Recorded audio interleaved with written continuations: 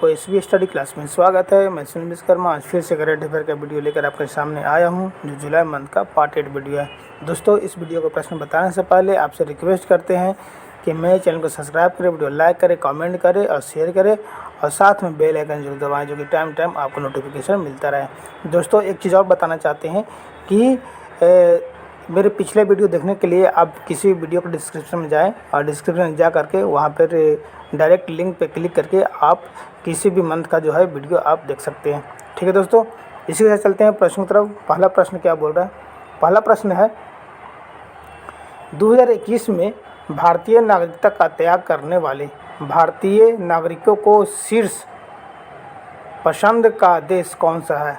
तो शीर्ष पसंद का जो देश है वो है अमेरिका। ठीक है दोस्तों, अमेरिका है। चलिए देखते हैं इसके बारे में क्या नोट्स में क्या दिया हुआ है। नोट्स में है, गृह मंत्रालय द्वारा उपलब्ध कराए गए आंकड़ों के अनुसार 2021 के दौरान 1.63 लाख से अधिक भारतीय नागरिकों ने अपनी भारतीय नागरिकता का त्याग किया है। यह पिछले 3 वर्षों के दौरान सबसे अधिक है। क्या? ये 3 वर्षों के दौरान सबसे अधिक है। लगभग आधे भारतीयों के साथ अमेरिका शीर्ष पसंद करता है। क्या करता है? अमेरिका को पसंद करता है, जो अमेरिकी नागरिकता बनना पसंद करते हैं। ठीक है दोस्तों, अमेरिका के बाद भारतीयों ने ऑस्ट्रेलिया, कनाडा, यूके में नागरिकता प्राप्त करना पसंद करते हैं। अमेरिका के बाद जो है ऑस्ट्रेलिया, कनाडा और यूके की नागरिकता प्राप्त करना जो है पसंद करते हैं। ठीक है दोस्तों, चलते हैं नेक्स्ट प्रश्न की तरफ चलते हैं। दूसरा प्रश्न है, प्रतिवर्ष अंतर्राष्ट्रीय चंद्रमा दिवस कब मनाया जाता है? तो कब मनाया जाता है? 20 जुलाई को मनाया जाता है। ठीक है दोस्तों, चलते हैं इसके नोट्स में चलते हैं। यह उस दिन का जश्न मनाता है जब मनुष्य पहली बार 1969 में चंद्रमा पर उतरे थे। ठीक है, यह वह दिन था जब अपोलो 11 चंद्रमा पर उतारा गया था। जब क्या हुआ था? 1969 में जब चंद्रमा पर पहली बार मनुष्य जब उतरा था, तो उस खुशी के उपलक्ष्य में जो मनाया था अंतर्राष्ट्रीय चंद्रमा दिवस मनाया जाता है। कब मनाया था? 20 जुलाई को। ठीक है दोस्तों, चलते हैं नेक्स्ट प्रश्न की तरफ चलते हैं। अगला प्रश्न क्या बोल रहा है? क्षमता निर्माण आयोग ने हाल ही में किन संस्थानों के लिए राष्ट्रीय मानकों का एक सेट विकसित किया है? तो वो क्या है? सिविल सेवा प्रशिक्षण संस्थान। सिविल सेवा प्रशिक्षण संस्थान के लिए जो है राष्ट्रीय मानकों का एक सेट विकसित किया है। इसका डिटेल में चलते हैं। डिटेल में क्या बोल रहा है?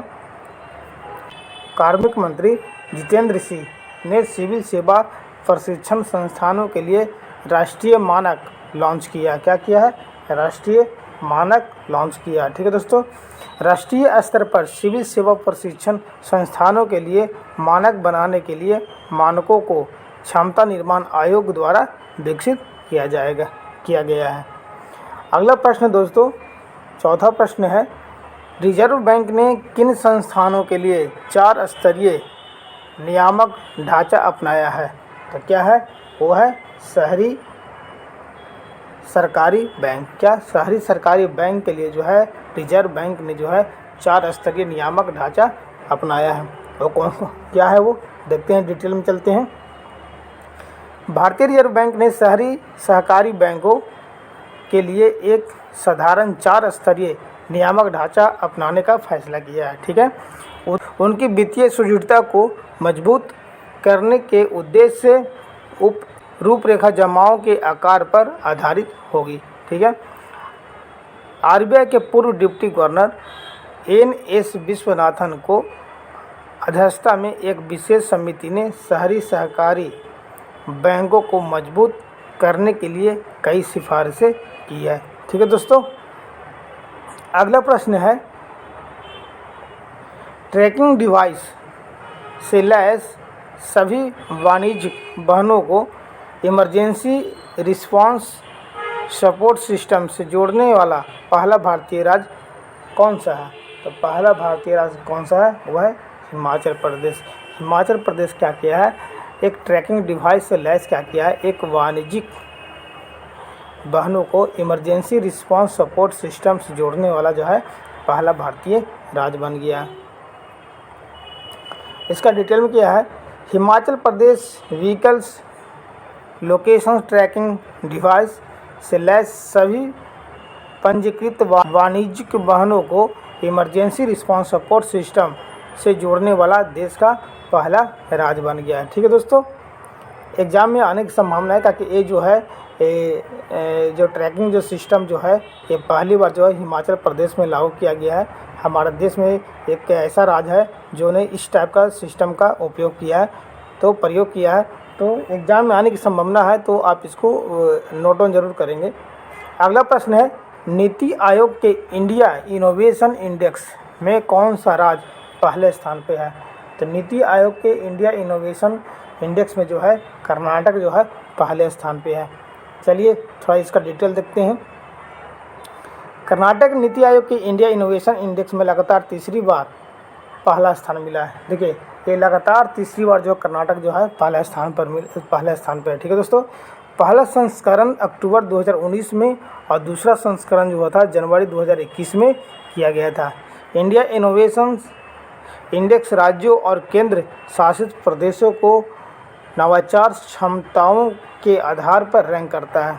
शीर्ष राज्यों की सूची में तेलंगाना, हरियाणा, महाराष्ट्र दूसरे, तीसरे, चौथे स्थान पर हैं। देखिएगा तेलंगाना जो है दूसरे स्थान पे है, हरियाणा तीसरे स्थान पे है और महाराष्ट्र जो है चौथे स्थान पे है। ठीक है दोस्तों, मणिपुर पूर्वोत्तर और पहाड़ी राज्य वर्ग में सबसे ऊपर है। जो पूर्वोत्तर और पहाड़ी जो राज्य होते हैं मणिपुर सबसे ऊपर है। ठीक है दोस्तों, और चंडीगढ़ ने शासित प्रदेश और शहर राज्य श्रेणी में शीर्ष हासिल किया है।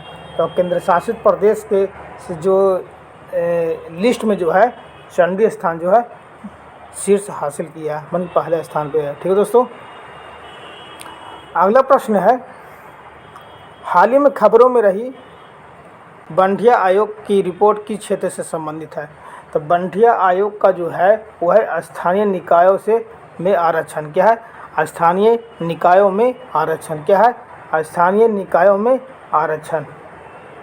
स्थानीय निकायों में आरक्षण। ठीक है दोस्तों, ये बंठिया आयोग का रिपोर्ट है। क्या है ये बंठिया आयोग? इसके बारे में थोड़ा पढ़ते हैं। सुप्रीम कोर्ट ने बंठिया आयोग को रिपोर्ट को स्वीकार कर लिया है और महाराष्ट्र राज्य चुनाव आयोग को इस रिपोर्ट के अनुसार चुनाव कराने का निर्देश दिया है।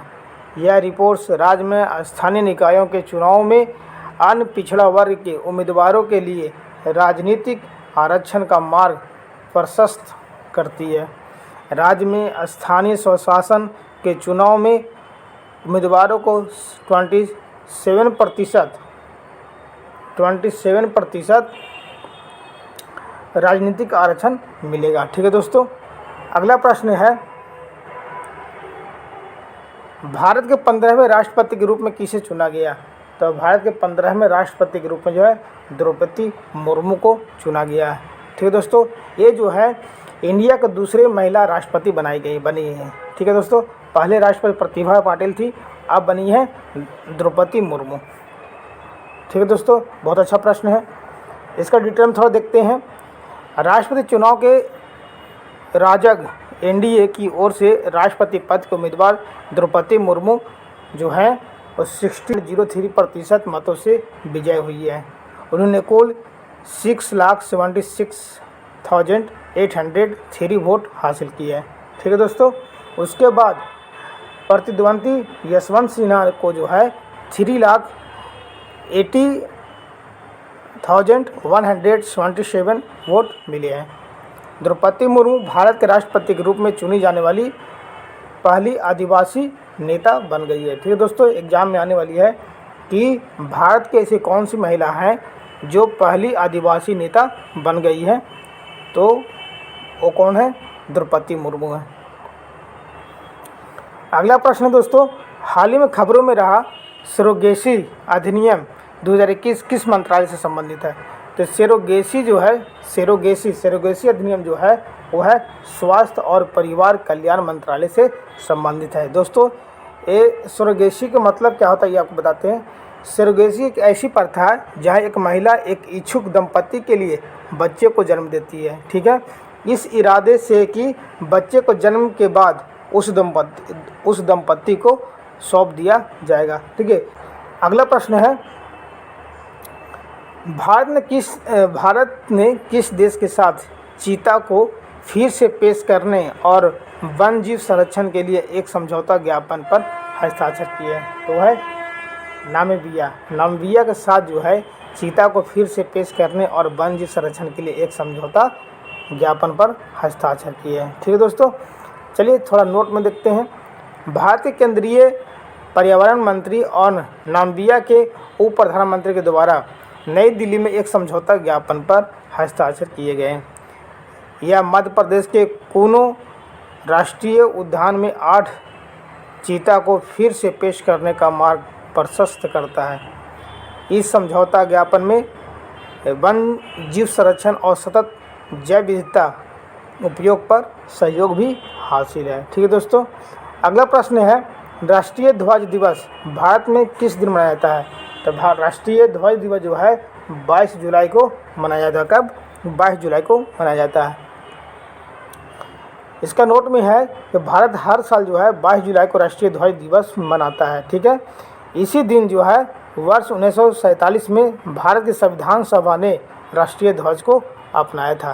क्या किया था कि 1947 ईस्वी में 22 जुलाई के दिन ही जो है भारत के संविधान ने जो क्या किया था, संविधान सभा ने राष्ट्रीय ध्वज को अपनाया था, ठीक है दोस्तों। अगला प्रश्न है, इसरो के ह्यूमन स्पेस फ्लाइट एक्सपो का स्थल कौन सा है?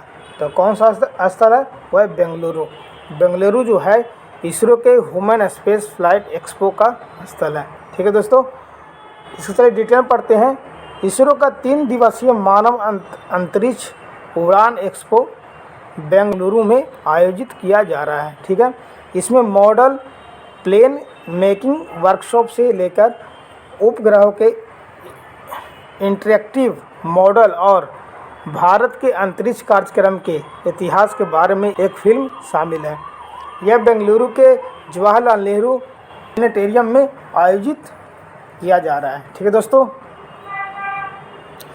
अगला प्रश्न है, प्रधानमंत्री वय वंदना योजना के लाभार्थी कौन है? तो इनके लाभार्थी हैं वरिष्ठ नागरिक जो जिनका एज जो है 60 वर्ष से ज़्यादा हो गया है, वो इस योजना से वो लाभ उठा सकते हैं, प्रधानमंत्री वय वंदना योजना, ठीक है दोस्तों। चलिए इसका थोड़ा डिटेल में बताते हैं आपको। प्रधानमंत्री वय वंदना योजना 21 जुलाई 1917 को शुरू की गई थी, ठीक है। इस योजना ने हाल ही में लॉन्च होने के बाद से 5 साल पूरे किए हैं। इसका जो है प्रधानमंत्री वय वंदना योजना का 5 साल जो है पूरा हो गया है। इस योजना के तहत 60 वर्ष से अधिक आयु के वरिष्ठ नागरिक एक मुफ्त निवेश कर सकते हैं, ठीक है, और 80 की वार्षिक पेंशन ले सकते हैं। प्रधानमंत्री वय वंदना योजना को 31 मार्च 2023 तक बढ़ा दिया गया, मतलब इसका जो है समय जो है बढ़ा दिया गया।